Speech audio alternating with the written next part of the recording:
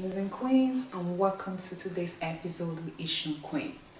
We are still in the topic of money privilege versus pretty privilege, and as our case study we are using Dakore Egbuson and Olumide Akande.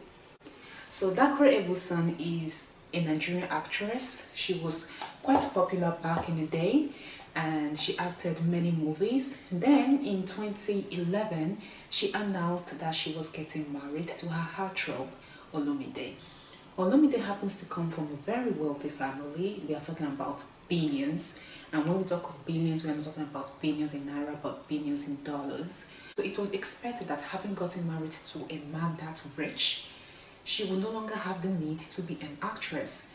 As a matter of fact, after she and the man got married, she practically stopped acting and she just dedicated her entire life, to being a wife and the mother of two beautiful girls. Why am I using this couple as a case study?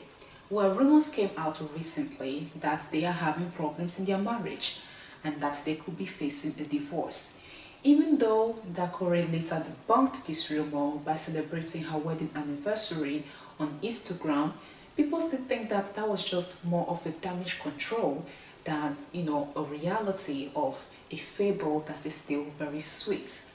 Anyway, today we are not here to make speculations about their marriage, and I do hope they work things out. Instead, I want to talk about what happens when it is not just the man that is rich, but instead it is his entire family that is dripping in money. When you get married to a rich man, I've already said this in a previous video, he holds the remote of the whole relationship. Now imagine if it's not just a man, but his parents, his brothers, his sisters that are rich and they are all richer than you. It means that there are so many remote controls that are just deciding the direction that your life is going to take. Even when the man is not around, his siblings are around, his parents are around. You cannot allow yourself to even let your guard down for a second because you do not know who is watching you. A rich person has a network. I'm telling you, a network that is vast. Now imagine a rich family. Imagine the extension of their influence. Imagine who is there, working for them, giving them information. You will be surprised that Dakore's husband had absolutely no problem with Dakore being an actress. After all, he met her as an actress. But his family might have given him the condition that if you want to marry this woman, then she has to give up acting. That is the difference between marrying a rich man and marrying into a rich family. Ned Nwoko is a rich man. He is the patriarch of his family. He's in his 60s. I wouldn't be surprised if the man already has grandchildren. So you are married at the top of the hierarchy. And if that man is okay with your job, then everybody else has to be okay. As a matter of fact, Reginald Daniels is still acting. Ned even invested like 20 million naira in one of her projects. So she doesn't have to go through anybody else. He is her husband. She discusses directly with him.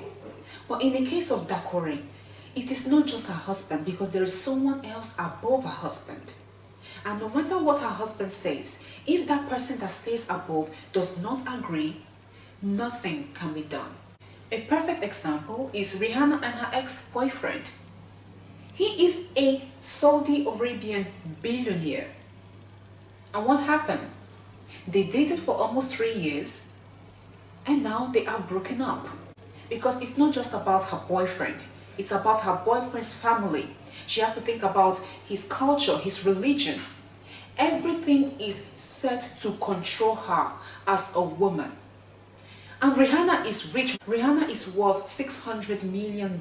So she is not a pauper. However, it still doesn't matter because what did we say? That if you are a woman, money privilege does not really work for you.